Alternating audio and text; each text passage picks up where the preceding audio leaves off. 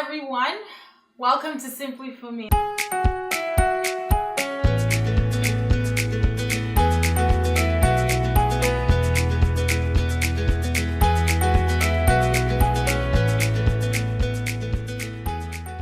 It's really good to have you here again with me.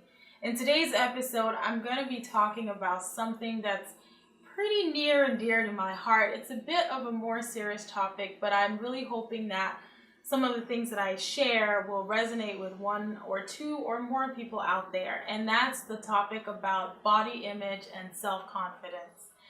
And before I tell you where I am now and how I've been able to work through some of my body image issues and confidence issues, I want to kind of take you through some of the experiences that I've been through so you can understand why it was something I really had to work on. So first things first, I'll start from when I was much younger. I was always a chubby kid, and that's fine. It didn't bother me at all. I would run around with my little chubby feet. It was cute. It was nice. And I'm not talking baby. I'm talking like when I was 4 or 5, I was always considered like a chubby kid. And again, it didn't bother me at all. And I also had my teeth where my 2 front teeth protruded forward. And again, it wasn't something that bothered me on a deep level. It was something that I saw and I wanted to change about myself, even at that young age. But I didn't lose sleep over it, if that makes sense. And so at some point, fast forward to when I was about 10 or 11, I got braces. And that was fine too. And, kids can be mean. So like in school, this is actually not funny, but in school, people would call me railroad tracks. Before I had braces, kids would say, call me a bunny or a rabbit, all kinds of mean things. But I was kind of like, yeah, okay. And so, that's kind of, it really didn't bother me. One thing that did bother me though is pretty young. When I was pretty young, there was someone who was very near and dear to me, someone whose opinions that I valued a lot, told me that I was stupid. And I can't give you the circumstances with which that happened, but when it was said, it cut deep. And that was something that always stayed with me. So I never really saw myself as a smart person. And that's kind of how I carried myself, unfortunately. And to add to that, my personality was always someone who was kind of shy and sometimes timid, especially in social situations. So that didn't help matters at all.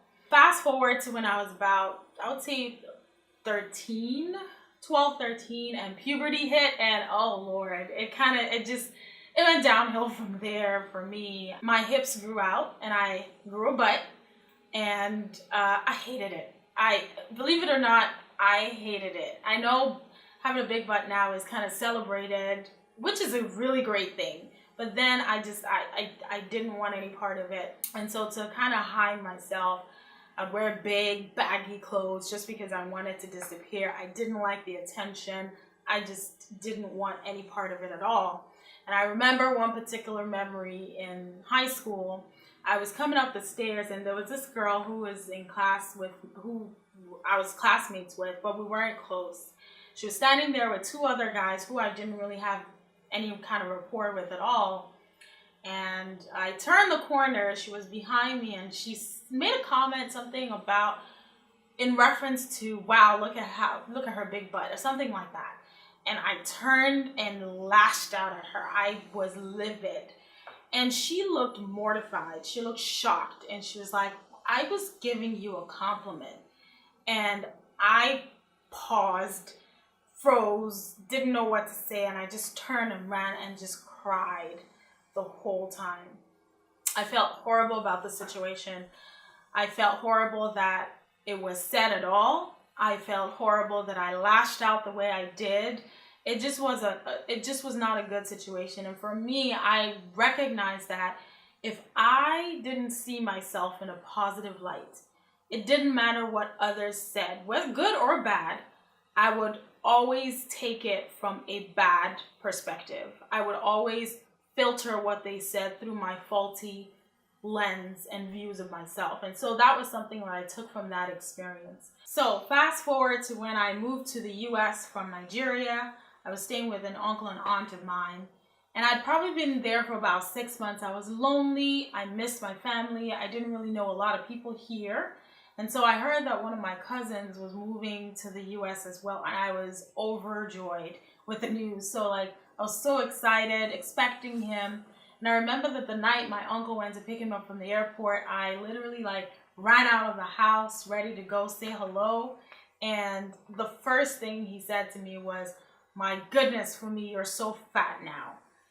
And I paused because I didn't know how to react to that statement because it cut me deep. And I just shrugged and I gave him an awkward hug and I was like, "Oh, it's great to see you." And I had to fake the whole night like I was fine because I hadn't had the time to process what he said to me. And I remember when after, everybody went to bed, I went to my room and I just bawled my eyes out and I just cried. And that kind of piled on to the lack of self-love that I had as well. And on top of this, I was struggling a little bit in school. In certain subjects, I was doing great. So it wasn't like I wasn't doing well at all. I had my strengths and my weaknesses, as with most people out there. I wasn't that A student across the board, which was fine. It's just that there were certain classes I was flunking. And I just was really frustrated, and it kind of added to that negative self-talk about how I'm stupid and I'm not smart. And I kind of replay that narrative over and over in my head. And so, it just was one of those things that I just, through my life, just struggled with. Fast forward to sometime in college, I had a really, really good friend of mine who kind of introduced me to fitness. And that's when things started to shift for me. So prior to this, I wasn't working out. I honestly wasn't eating healthy. I kind of ate whatever was available. I ate a lot of junk food. And I just wasn't taking care of myself. My energy was low. It just wasn't a good situation. So I was fed up. I was tired. I was in a really low place in my life when this friend of mine was like, "Listen, I'll follow you to the track every day. We'll exercise. We'll do a few laps around the track." And I hated the very first few days because it was just like, this is punishment. I was heaving. I was out of shape, clearly. But this person kept pushing me and I would do it. And the more I did it, the better I felt. Once I got over that hump where it just felt like tedious and awful, I started to enjoy it. I started to enjoy walking. I started to enjoy running and just taking care of myself. And it kind of introduced me to this whole new world that I hadn't really considered myself, which is, just health and nutrition and knowing what you put into your body and using food as fuel. So that helped me, and I lost a lot of the weight that I was carrying. But more importantly, I just felt better about myself. Not because I lost weight, but because I was beginning to appreciate myself, my body, and what it could do. I was challenging myself by running farther than I did the last time, by, just challenging myself in the gym, lifting weights. I would challenge myself to lift heavier weights than I did the last time or do more reps. And I was just amazed at what my body could do. And it made me feel strong. It made me feel proud. And I just had all this energy. And I was intentional about what I put in my body. So that kind of was where the shift happened.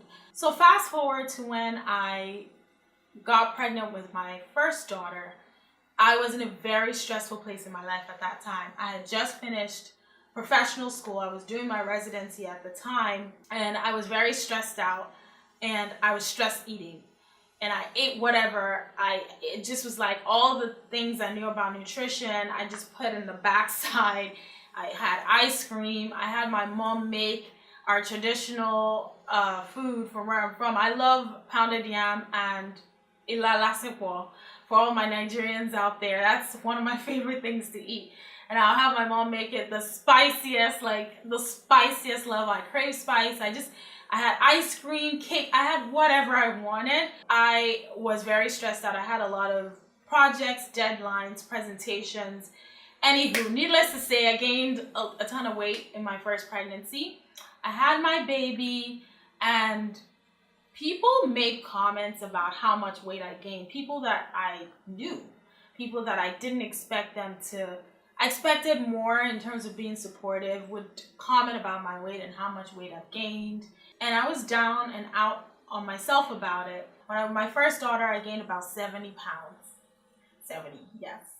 Yeah. My daughter is 1 now. I've lost some of that weight, but I'm still in the process. But it's not just about the weight, as I said before. For me, it's about how I feel and my state of mind. I'm in a much better place. And so me trying to get back to where I was or what I want to be is not because of any aesthetics. I mean, that's great, but it's really, for me, a health is wealth situation.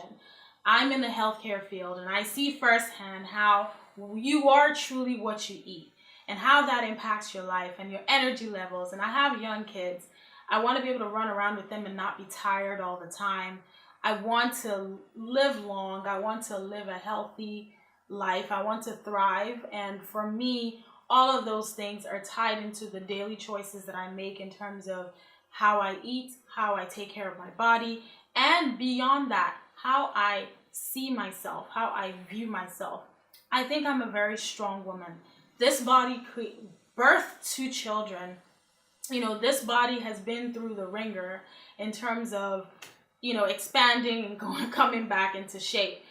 Also, even in my mind, I'm not stupid. I don't know it all. And I admit that, and I know that. Nobody does.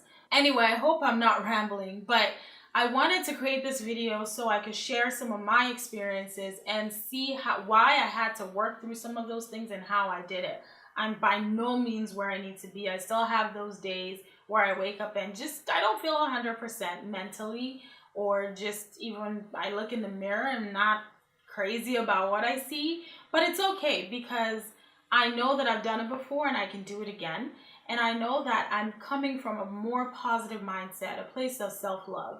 So I want to share some of the things again that I did to help me get to this point. The first thing, as I said, is exercise. I can't overemphasize that. It really helps in so many different ways. I don't know if you've seen that movie with Reese Witherspoon where she says, exercise gives you endorphins. And it's so true, because endorphins make you happy. And it just improves your mood. For me, it improves my energy and my mood, and it just gets me feeling great and just strong and powerful. The next thing is really being intentional about what you eat. Eating whole, nutritious meals, learning about nutrition, learning about how to use food as fuel, not necessarily using food as some type of emotional drug. So that's something that's important. The next thing is meditate. Now, a lot of people have different forms of meditating. I'm a Christian, and for me, I meditate on God's word. I meditate on knowing that He loves me no matter what. I meditate on knowing that He created all things beautiful. I meditate on the fact that I know that I'm fearfully, wonderfully made. God didn't make a mistake creating me, and He sure didn't make a mistake creating you. Write scriptures around, put them on your phone, however you want to do it, but just think on those things and start to replace the negative self-talk with positive ones. Another thing that's really important to do is to visualize, and it kind of ties in with meditating.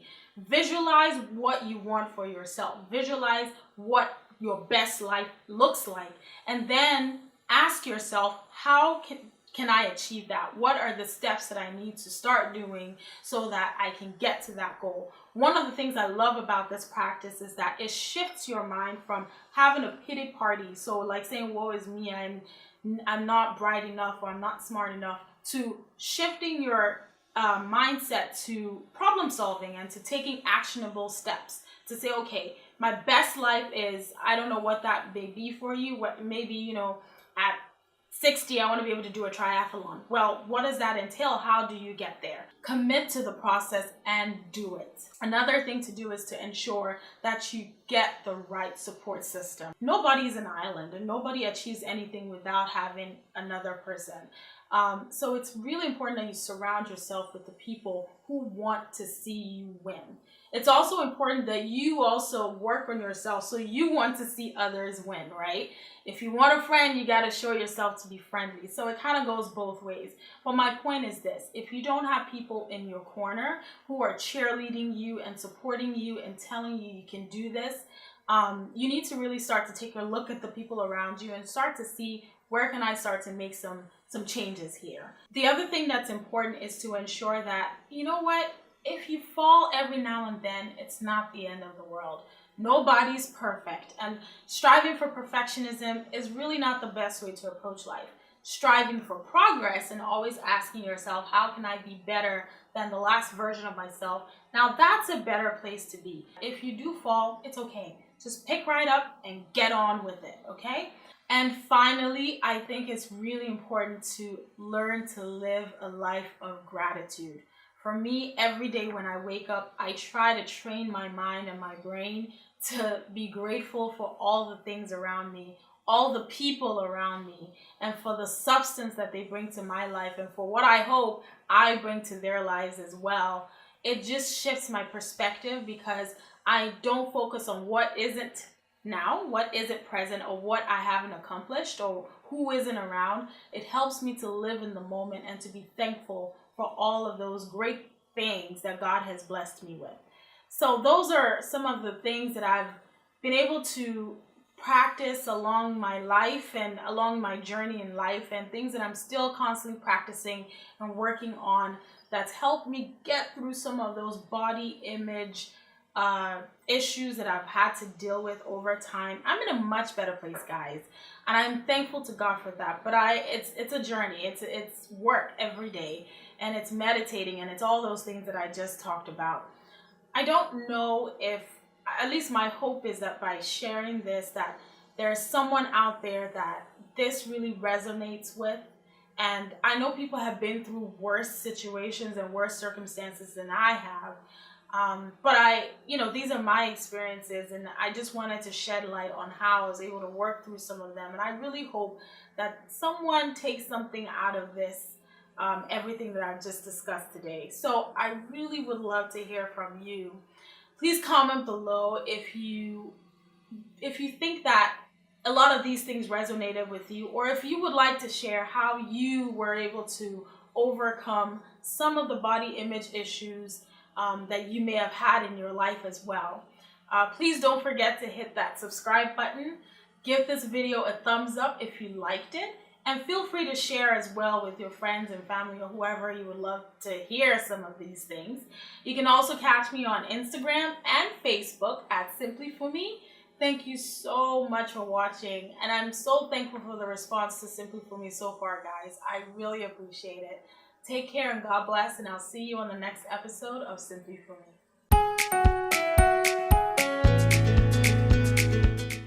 And I cannot emphasize this enough. Okay. Not overemphasize.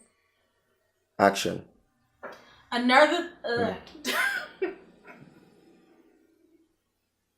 We don't have time, Auntie. We are wasting time. Oh, mama. Fool me, don't touch the mic. Fool me, we are wasting time.